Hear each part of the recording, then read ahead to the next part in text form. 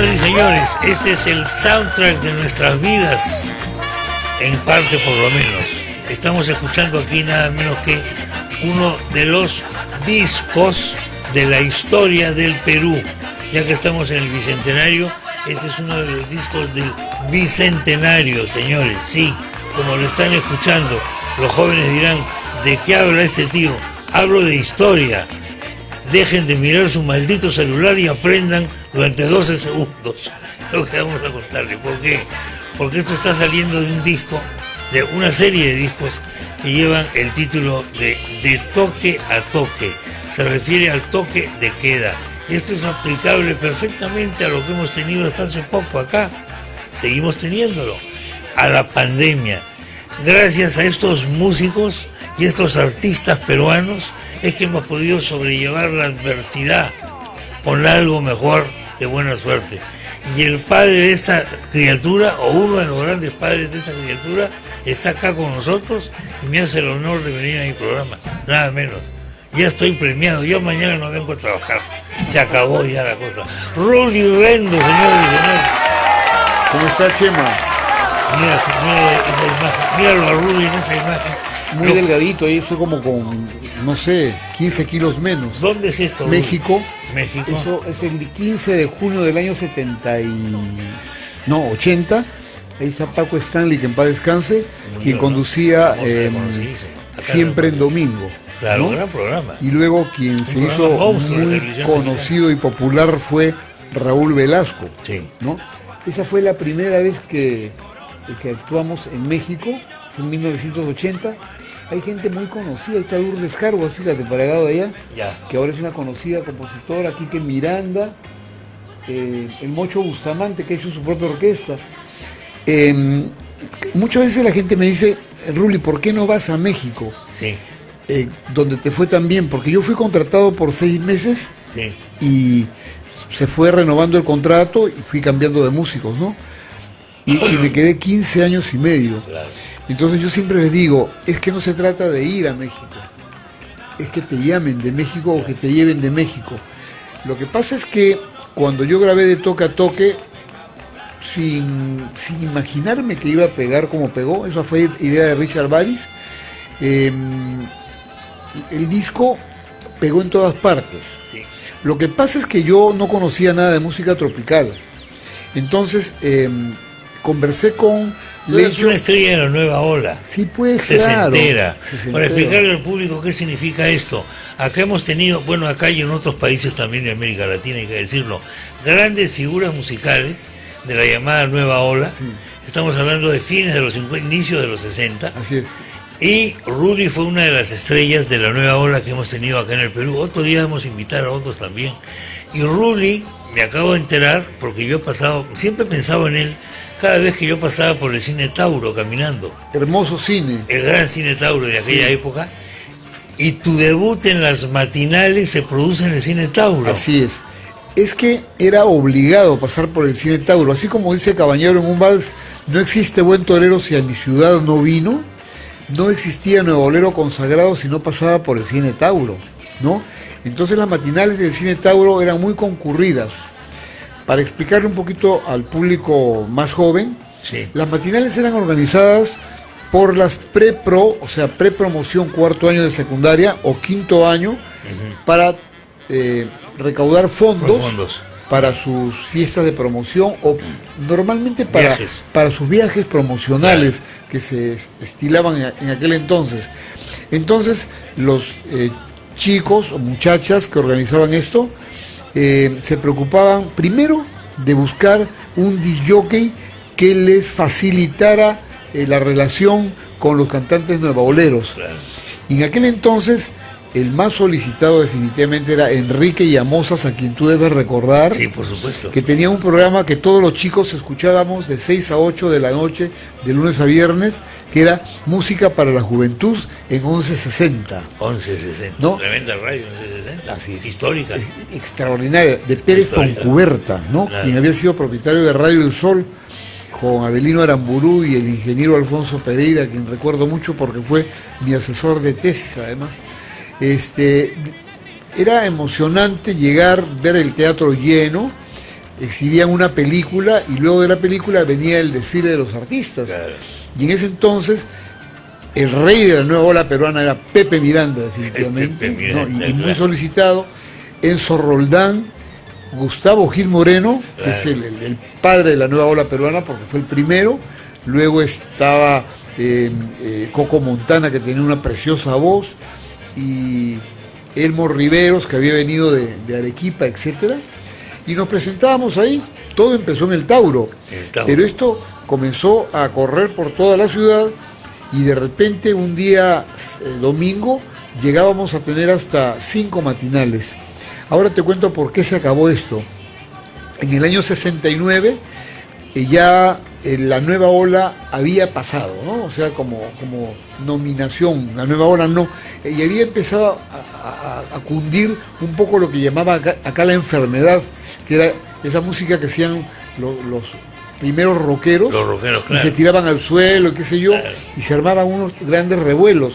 Claro. Y el diario La Prensa, que estaba en la calle Baquíjano, tenía enfrente el cine Excelsior. Por supuesto. Y entonces, ¿qué es lo que pasaba? Recuerdo mucho a un muchacho, Manuel Tarazona, que trabajaba ahí en el diario La Prensa. Le mortificaba mucho ver que cuando terminaban las matinales se armaban unas broncas increíbles en la cuadra 7 del Jirón de la Unión, que es Baquíjano, y él comenzó a hacer una campaña a través de la prensa, ¿no? Y entonces ya era el gobierno de Velasco Alvarado, Claro. prestaron atención y un día dijeron no más matinales. Claro. Y se acabaron las matinales. Exactamente, es cierto. Bueno, Rully Rendo iba para ingeniero petrolero, creo, ¿no? Exactamente. Para ingeniero petrolero, pero por supuesto su espíritu estaba con la música. Sí, pero mira, yo te Y voy a el decir... periodismo. El periodismo. Y el periodismo, Sí. porque él es graduado en periodismo. Yo, ¿sabes qué? Mira, yo quería ser ingeniero, pero cuando ingresé a la uni, que no es nada fácil, no me gustaban los estudios de ingeniería. Primero, porque me quitaba mucho tiempo y yo he sido siempre una persona muy dedicada a la lectura, ¿no? Perdón. Ahí estamos con Juan Cedó. Juan Cedó está... Este es un programa ahí está, famosísimo. Claro, el que está sentado ahí, el Juan primero, Cedó. sentado Juan Cedó del Valle, el primer tío de la televisión peruana. Exactamente. Además, fue el primero que hizo una transmisión deportiva en el año 1935 desde Radio Miraflores, Claro. que era de los Palma, Sí, ¿verdad? claro, los Palma, claro. Palma Schmalz. Sí. Ricardo y Clemente Palma, hijos de don Ricardo Palma, ¿no? Entonces, Juan Cedó con Gustavo Montoya, en el año 35 fueron contratados a Radio Miraflores, a la cual llamaron la Broadcasting de los Deportes, y bueno, se valieron de la habilidad y se fueron a una casa, bueno, no muy alta, me imagino que sería una azotea en un tercer piso, y desde ahí transmitieron un partido de fútbol en el antiquísimo estadio de José Díaz, que tú también lo debes haber conocido, aquel que era de madera, ¿no? Una vez me han llevado, Sí, siendo muy pequeño yo, me han llevado a ver un partido de fútbol, mi papá y mi tío, en el Estadio de Madera. y tú estabas hablando hace un rato de Lolo Fernández, y yo vi ahí a Lolo Fernández, Y a Lolo ¿no? ahí, ¿no? Claro, en un equipo en el cual estaban, entre otros, Alberto Terry, Claro, Toto ¿no? Terry, que era mi ídolo infantil. Paco Croas, Croas, ¿no? un argentino. sí, un argentino muy bueno, que después, muchos años después, tuvo la administración del restaurante Mario. En la esquina de Tacna con Colmena. Nicolás de Piérola, con Con Nicolás de Piérola. El famoso Oye, Mario. qué maravilla poder hablar de estas cosas. Oye, ¿y qué, en la foto que hemos visto, qué estabas cantando ahí en el programa de Juanito Cedó? No, en el programa de Juan Cedó, de repente alguna canción relacionada con el cumpleaños. Pero mira, esta foto ya es Nueva Ola. Esto es Nueva Este Ola año ya, 65, cuando Sí. el Clan del 4 cambió de nombre al Clan Twist, porque lo auspiciaba la gaseosa La famosa Twist. bebida Twist. Ese programa fue el primero, o sea, como Clan del 4, que animó en Canal 4, valga la redundancia, Luis Ángel Pinasco, a quien le decíamos Rulito, Rulito Pinasco. ¿no? Claro. Porque él venía de Canal 2, donde se había consagrado cuando Claro. reemplazó a Miguel Arnáez ¿Qué te parece? en la presentación de María Félix en el año 1963, ¿no? Fantástico. Acá ese es un programa que me dieron. Oye, acá tiene. Alta atención, fíjate, de izquierda a Homero, derecha, ¿no? Margot, que en paz descanse, Homero, Raquel Bejarano, Fabricio, Dino Cabello, Doris Caballero, yo y acá Yuri Nico. Y atrás el grupo Los Dacios, que ahora se llaman Los Clásicos, porque todavía siguen tocando. Ese fue un programa que me dieron dos productores, te vas a acordar perfectamente, Mario Spector, casado con Elena Cortés, y Humberto Vilches Vera. Chileno, porque era chileno. Argentino. Argentino. Cordobés, me parece, un mendocino. Argentino, que tuvo mucho éxito con los programas Omnibus, primero con Bingo en Domingos Gigantes. Primero fue Domingos Gigantes en Canal 9, luego Bingo en Domingos Gigantes en Canal 13, que se convirtió en Canal 5, y luego pasó al 4 y hizo acá Domingos Variados. Y en este programa yo tuve la suerte de conocer al padre José Mojica. Claro, el gran tenor mexicano. Así es. ¿Y sabes a quién? Franciscano. Claro. ¿A quién? Que reemplazó a Humberto Vilches Vera en una época que se enfermó y donde se inventó la leyenda de la Casa Matucita. Claro. ¿No? Correcto. ¿Quién lo reemplazó? El padre Quitapenas, ¿te acuerdas? El padre Quitapenas. Que escribía en el diario La Prensa. ¿Cómo no? Sí. ¿Cómo no? Claro. Oye, yo te estaba contando, yo estaba estudiando ingeniería, sí, pero no me permitía leer. Sí. Y yo en esa época estaba muy entusiasmado con el movimiento del boom latinoamericano, claro, ¿no? Entonces, Mario Vargas Llosa, Julio Cortázar, Donoso, Carlos Fuentes y el Gabo. Obviamente el Gabo.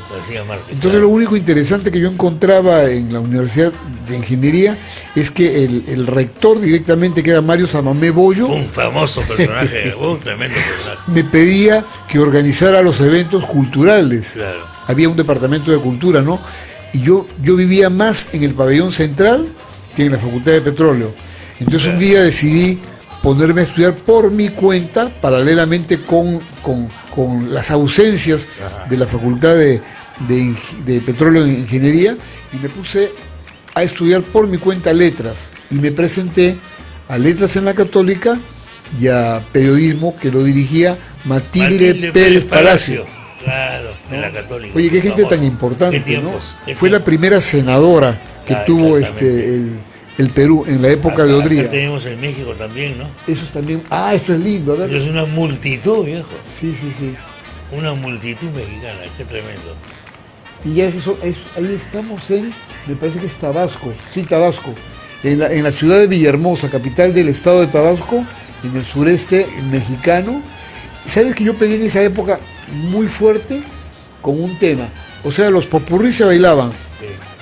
Pero ahí yo grabé un tema que se llama Tabasco. Ven, vamos a Tabasco, que Tabasco es un Edén. Y me volví un ídolo para los tabasqueños. Y en este periodo de pandemia, no desde marzo, más o menos desde julio, yo he tenido 27 entrevistas desde el estado de Tabasco.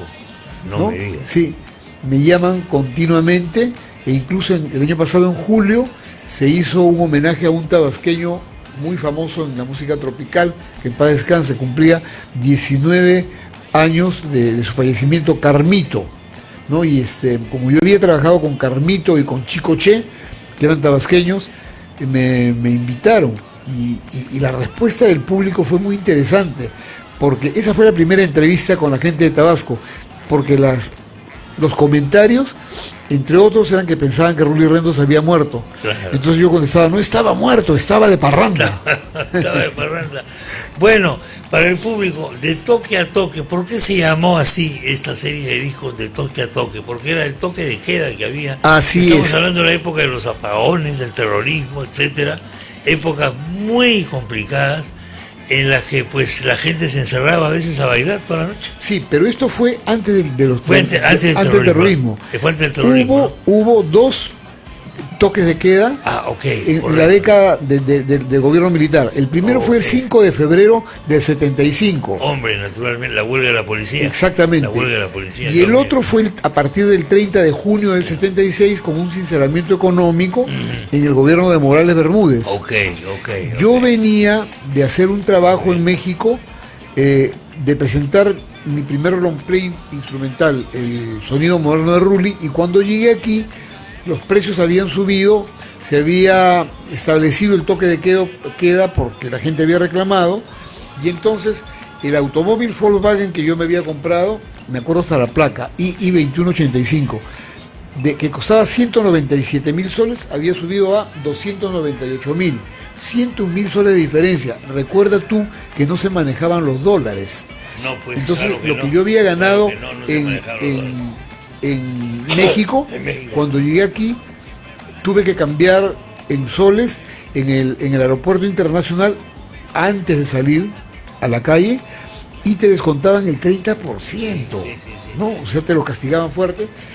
Y fui yo a la disquera Virrey para pedir que me hiciesen un préstamo, a ver no sé hasta dónde podían. Y entonces entre Virrey, Abday, el consorcio de editoras musicales, me dieron un adelanto que me permitió cubrir la diferencia, pero con una condición, esto por parte de Virrey. Alejandro Parodi, que era el gerente, me dijo con una condición, Ruli, que grabes un popurrí al estilo de la parranda de Panamá, pero con coro masculino y femenino. Él, peruano, había sido gerente en discos ismeños y había producido la parranda de Panamá con gran éxito internacional. Entonces le ocurrió que yo hiciese lo mismo con música tropical en el Perú. Pero como yo no conocía mucho de música tropical y te estaba contando hace un rato, recurrí a Lencho Salgado, el baterista que siempre me acompañó en las grabaciones, las producciones que yo dirigí, y le dije, yo quiero un sonido moderno, que no suene a tropical. Entonces él me sugirió que en lugar de utilizar la timbaleta, usara batería.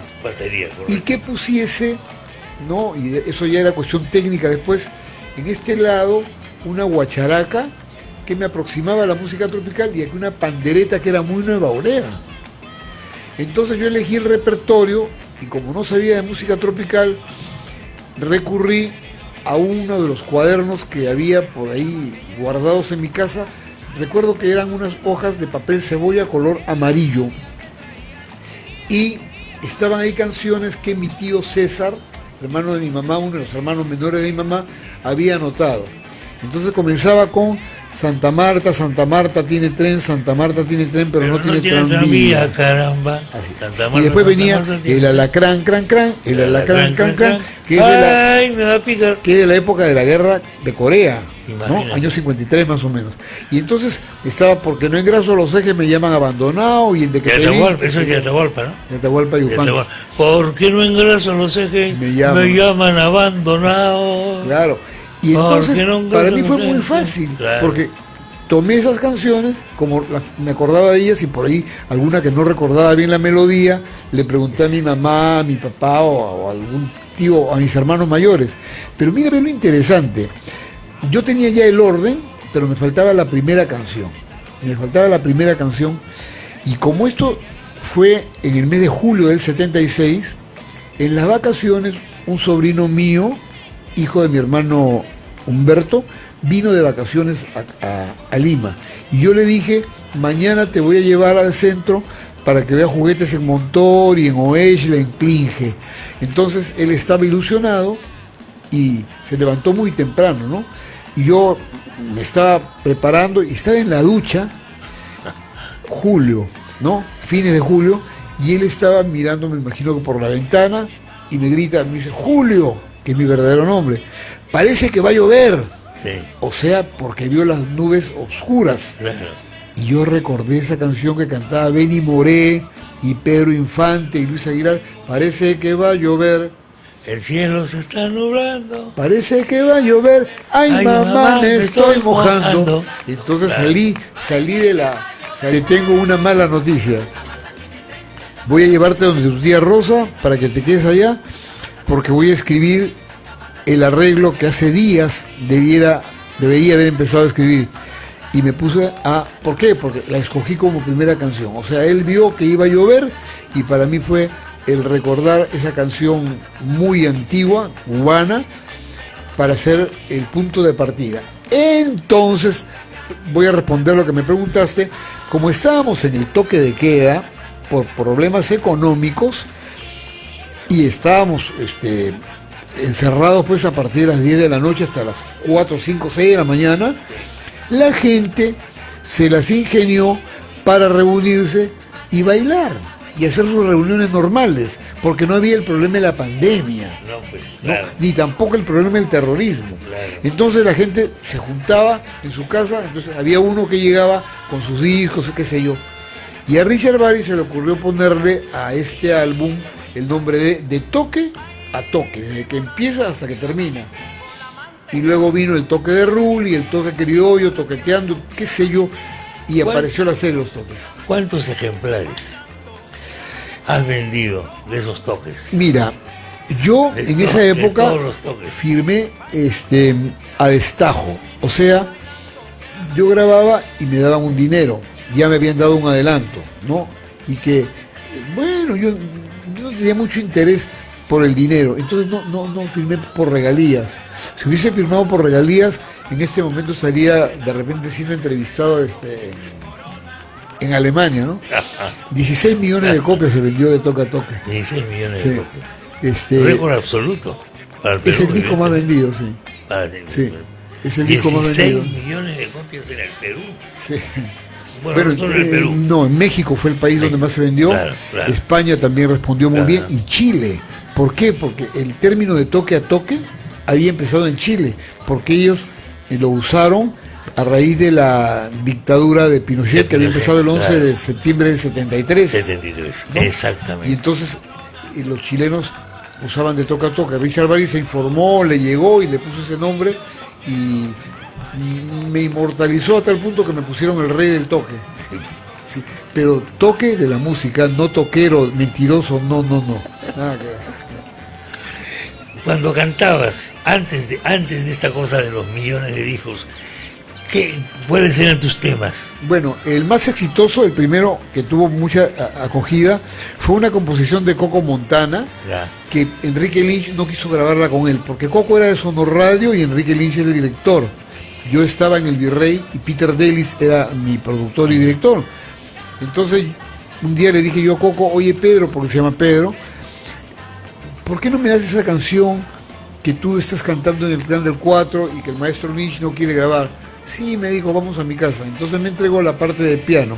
Yo la copié, hablé con Peter Delis, fuimos al Cine Coloso, que es donde grabábamos, ahí estaban los estudios de grabación, y le toqué al piano y le canté, el amor se paga con amor. Famosísimo tema, ¿No? pues. Y pegó una barbaridad, pagarás, ¿no? Entonces, de ahí yo hice La Duda, y después Domingo Rulo, uno de mis profesores, gran amigo, me dio un tema muy simpático que decía, adiós, adiós, adiós, que te vaya bien, amor, amor, que te agarre, un carro que te parta, un rayo que te mate, el tren, ¿no? Y entonces canté desde el 64, la música de la nueva ola, hasta el 72 cuando animé el programa Alta Tensión. Y comienzo del 73 hice la temporada de RPP por todas las playas con David Odría. David Odría, Con David Odría. emblemático personaje de la Así radio, es. pues. Y David entonces Odría. terminamos la primera o segunda, En la época del radioprograma del claro, Perú. cuando estaban en la calle del Corcovado, en Girón Cusco, ¿no? En el centro de Lima, encima de Iraoka. Y entonces ahí yo decidí retirarme para dedicarme ya exclusivamente a la música, ¿no? Y tú dijiste al comienzo una cosa muy interesante, ese es el soundtrack de nuestras vidas. Exactamente. Y yo creo que sí, Claro que porque mira tú que hay mucha gente que me dice, pues yo los años 80 no viví en el Perú, que cuando hubo un toque de queda con Alan García, sí. me parece que fue en el 88, y además por el terrorismo, la gente prefería no salir a la calle Seguro. y se reunía en sus casas Claro. y hacía sus fiestas y las llamaban de toque a toque. De toque a toque, siempre se ha llamado así. Sí, y sacaban sus discos. ¿Sabes cuál fue el problema de esta último De la pandemia. de la pandemia? Sí. Que no se podía reunir la gente No, pues, responsablemente, no, responsablemente, porque se podía haber contagio.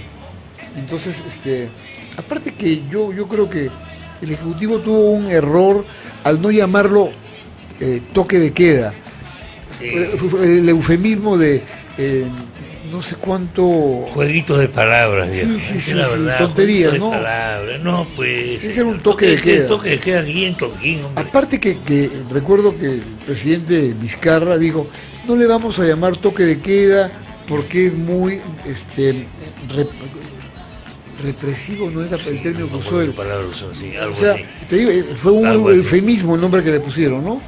Siempre muchas palabras que entorpecieron el entendimiento de la gente. Esto debió haber sido como lo fue en la época militar, ¿no? Bueno, porque estábamos acostumbrados a eso en el Perú, o sea, para mucha gente dice, recién hacen esto en el Perú, no, hombre, se ha hecho siempre, lo que ocurre es que con otro nombre, pues, ¿no? Sí. Y toques de queda larguísimos, ¿ah? Porque el de febrero, que fue, sí, muy represivo, el de la huelga de la policía, muy fuerte, y el otro duró desde el 30 de junio del año 1976 hasta mediados de junio del año 77, ¿no? Prácticamente un año, con Morales Bermúdez. Exactamente. Pero se pudo manejar la situación política en ese momento. Exactamente. Lo otro ya, la cuestión pandémica... Ya es otra cosa, pues ya se nos escapó de las manos, la verdad. Sí. Bueno, acá me dan una lista de los temas importantes que ha cantado Rulli, ¿no? Y que ha interpretado, y que son realmente, me hace recordar hasta mi adolescencia, hermano, porque tú eres poco más que un adolescente. Cuando sales a cantar eras poco más que un adolescente. Por ejemplo, famoso tema de Leo Dan, ¿no? Que cantaba Leo Dan, Santiago Querido. Santiago Querido y Dulce Cristina. A mí la idea no me gustó mucho cuando me dijeron que lo iba a grabar, pero la gente de la disquera sabía por qué. CBS Columbia, ¿no? O sea, Columbia Broadcasting System tenía un contrato con Sonoradio, que era quien les distribuía los discos del extranjero. No podían sacar los temas en discos de 45 revoluciones, los sencillos, los singles, sino hasta después de 3 meses que debían venderlo en long play. Esto para obligar a la gente a comprar long play. Peter Delis, el día que llegó Leo Dan y debutó en el Clan del 4, con su grabadora y el oso en su casa, le grabó los temas nuevos. Y me llamó por teléfono en mi casa, y el día lunes estábamos grabando Santiago Querido y Dulce Cristina, y el día miércoles estaba... Tú a mí me has dado todo lo más puro de mi corazón. Por ahí cuando escucho una chacarera, me acuerdo del pago, no es la vez primera, y pienso en Santiago queriendo volver. Hoy te canto yo desde aquí, te canto como un crespín que pronto quiere volver a Santiago. Hoy te canto yo desde aquí, te canto como un crespín que pronto quiere volver. Entonces, como salió... Gran canción. Tú sabes que le cambiaban el nombre a la palabra Santiago. ¿Sí? Yo me acuerdo que cuando recién sacas tú esa canción, en un momento estaba en Trujillo. Sí. Y ponían Trujillo Querido en lugar de Santiago Querido. Seguro. En fin. Mira, salió mi 45 y Sonoradio no podía sacar el 45 de Leo Dan. Entonces fueron 3 meses que yo anduve solo en el mercado. Y además con otro tema de Leo Dan al reverso, Dulce Cristina. Bueno, ellos eran mayores que yo y expertos en el manejo de la discografía, que en aquel entonces era tan importante en el Perú, ¿no? ¿Cuántos discos de esos habrán vendido? De esos singles, de esos ya, yo vendí esos 45. en esos 3 meses 15.000 copias, okay. Ya que fue un montón, porque la gente sí disponía de dinero para comprarse el on play también, claro. Pero una vez que apareció el disco en sencillo de Leo Dan, ya no vendí nunca más. Entonces lo que hicieron fue incluirlo en long plays, claro. ¿no? Entre otros, el Virrey lo lanzó entre los éxitos del año. Claro, el éxito había sido producto de la genialidad de Leo Dan. ¿Lo conociste a Leo Dan? Te voy a contar. Ajá. Sergio Vergara, recordado locutor del programa Sesiones de Rock and Roll y Fonoplan Musical Victoria en Radio Victoria, tenía un programa en televisión que se llamaba El Show de Sergio. Entonces cuando vino Leo Dan y Palito Ortega, en el año 64, nos invitó a Elmo Riveros y a mí para que los acompañásemos. Y entonces yo conocí a ambos y me tomé fotos con ellos. Muy interesante. Muy buenas personas. Sí, sí. Muy buenas personas. Muy sencillos, con un nombre internacional grandioso. Yo a Palito Ortega lo he entrevistado Mira tú. hace unos no sé cuántos años. Sí, o sea, pues. ya veterano. Oye, Y tú sabes cómo iba a hacer mi entrevista. Acá en el Perú había, porque ya falleció lamentablemente, un cineasta yacuchano Sí. llamado Palito Ortega Matute. ajá, Su papá era un fanático de Palito Ortega seguro. y le había puesto el nombre Palito Ortega. Pero no, el muchacho ese ayacuchano, que en paz descanse, no vino a Lima, no sé qué pasó. Y no llegó a conocer a Palito. Entonces tampoco. le digo a Palito Ortega, usted sabe que yo iba a hacer ese papá. Me dijo, qué curioso, mi hijo es cineasta, dijo. Ah, sí. Así, pues. Sí. Palito Ortega y Leo Dan. A Leo Dan lo voy a haber entrevistado en la radio también. Después Porque ha venía venido, mucho al Perú. ¿Eh? Leo Dan ha venido mucho, claro, Muchísimas claro. veces. Y una vez justamente en el edificio de RPP estaba Radio Felicidad. Claro, Y entonces Regina Alcover me llamó exactamente. porque iban a hacer una entrevista con Palito Ortega, ¿no? Y me dijo, Ruli, tú que te sabes la vida de todo el mundo, ven que no sé cuánto. Entonces yo fui, hablé con el técnico y le dije que buscase en la internet. En ese entonces tenía una página web. Entonces hablé con Palito, había venido con su hijo, un chico como de 22 años. Entonces Palito, muy gentil y todo, yo le dije, ¿nos conocemos?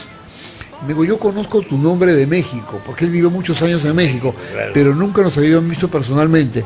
Entonces yo le dije al técnico, al que estaba en el control, por favor, pon la foto que te he enseñado. Y puso la fotografía de Palito, perdón, sí, de Leo Dan conmigo, y el hijo se quedó impresionado de ver que su papá y yo habíamos sido jóvenes, ¿no? Claro, yo tenía 17 años y Palito tendría 19, y muy delgadito su papá. Delgadito, porque claro. Palito, Como todos, Leo ¿no? Dan engordó muchísimo, claro, yo también, yo Bueno, pensaba, Leo Dan engordó muchísimo. Yo- Leo Dan extremadamente. sí, yo con más talla que la que tengo ahora, Sí. en el año 1963, cuando estaba terminando la secundaria, pesaba, ¿sabes por qué te digo con más talla que ahora? Porque me he encogido, ¿ah? Ya empezó el descenso.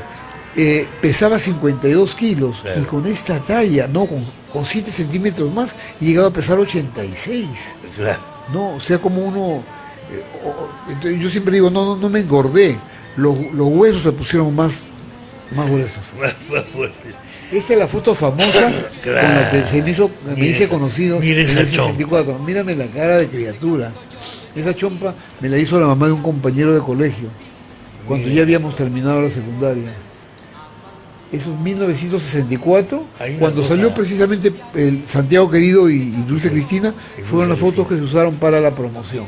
Y yo, Esta foto se usó en la promoción. sí, de ese 45. Qué Eso- joven eras, caráspita. sí. Eras un chibolín. Pero aparte que yo era robaños, ¿ah? Como hasta el día de hoy. Sí, A propósito, se acerca tu cumpleaños. sí, señor. Tú eres bueno, no se acerca. Tú eres de septiembre, ¿no? Afirmativo. Como el día 12. ¿Cómo sabes, oye? Yo, Pero tú, ¿cómo sabes eso? porque yo también soy de septiembre, ¿Y de qué día eres tu hermano? del 6. Yo soy mayor que tú. Por 6 días. Ahí Vas a estamos cumplir casi- 75 el 6 de 75, septiembre. 3 cuartos y yo de 75 6 días después. Así es. Y nos conocemos hace ¿Qué me una- estás diciendo? Oye, ¿cómo ves cuando un joven actual ve esto? ¿Qué pensará, no? ¿Qué dirán los jóvenes actuales? Bueno, hay de todo, ¿ah? Hay de todo, ¿no? Hay de todo. En el año 11, el año 10, 2010, lo recibí en el Club Grau de Piura, tocando para no sé, 4.000 personas más o menos. Ya. Estaba viviendo en Piura en ese entonces un sobrino nieto mío, quien acababa de casarse. Entonces, bueno, la gente bailó muy entusiasmada, obviamente, con el repertorio que habíamos llevado, pero cuando tocamos de toque a toque, más o menos a la cuarta o quinta hora, Cuarto, que se quinta paró hora. toda la gente como loca, Claro. ¿no? Y yo veía que Les bailaban habías devuelto su juventud, hermano. los chicos, pero los chicos bailaban. A los Entonces, chicos bailaban. terminado ese tema, yo me fui para atrás para secarme un poco, porque Un agotador, calorazo. y claro, ¿Cuántas horas estaba ahí? ¿Perdón? ¿Cuántas horas duró este concierto? Tocamos 7 horas. A su madre. Sí, para recibir Año Nuevo. Y yo estaba ahí y mi sobrino se acerca y me dice, tío, ¿te diste cuenta de qué? La cantidad de gente que se paró a bailar, se pararon todos los asientos se quedaron vacíos. Y yo le digo, eso siempre produce de toque a toque, afortunadamente, porque hay gente mayor que revive su juventud, su adolescencia, absolutamente, o su primera adultez, ¿no? E incluso chicos que lo vieron de niños. Y le digo, y a los mocosos les llama la atención por las canciones que son bonitas. Y los papás les cuentan también, los buenos padres les cuentan. Y gracias a ti es que los momentos malos se dulcifican, hermano.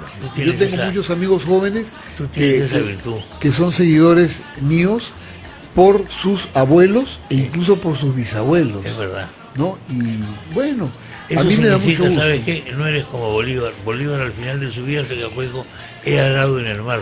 Tú no has arado en el mar, hermano. No, tú has sembrado y ha crecido un tremendo árbol. Qué mayor lo que acabas de contar me ha emocionado profundamente. Cuando comienzan a tocar en Piura de Toca Toca y se paran todas las generaciones a hacer ese baile que es la danza de una tribu que en su momento desesperada se acuerda de que hay vida. Un tema tribal, ¿no? Gracias, eso es tribal. Es tribal porque además se baila en masa. Sí. Eso se baila en masa. Se hacen las rondas, las agarradas, no sé qué. Claro.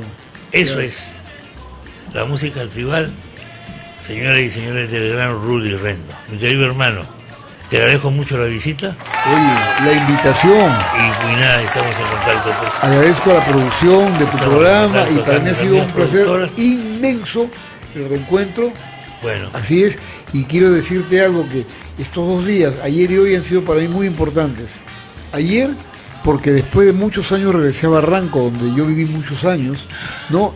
Y me encontré en el nuevo local de Juancito, ¿no? Que está lo que era Queirolo, y llegó Pipo Queirolo a buscarme, y llegó ese excelente músico clásico peruano que es Miguel Oblitas, y llegaron otros porque sabían que yo iba a ir a Juancito a comerme un pan con jamón y a tomarme una cerveza, y etcétera, y aproveché, y cuando llego a mi casa y reviso el WhatsApp, veo que un amigo, Luis Choy Méndez, a quien conocemos como Pacho, de mi barrio de Jesús María, donde yo llegué en el año 53, estaba trabajando en los arreglos de lo que fue el departamento en el cual vivimos, y me lo había grabado todo desde el edificio, que está excelentemente conservado, y me dijo, mira, aquí era tu sala. Yo, como no me voy a acordar, y la cocina, tal cosa y tal otra, y me dice, y aquí en este cuarto había como un sofá, pero de madera de color verde, donde poníamos una carrera de caballos. Bueno, yo no terminé de ver sin antes, se me cayeron las lágrimas. Y entonces digo, qué momentos tan emocionantes, y hoy día reencontrarnos después de casi 10 años, ¿no? 9 años, desde aquella entrevista que nos hiciste para los de Un Día en la Vida en Balconcillo. Muchas gracias, Chema. Rudy Rendo, señoras y señores, muchas gracias. Muchas gracias por todas las cosas que has hecho por el Perú. Gracias. Hasta luego. Tenemos que hacer una rápida pausa y ya se nos va el programa. Nos queda un minutito. Bueno, volvemos enseguida.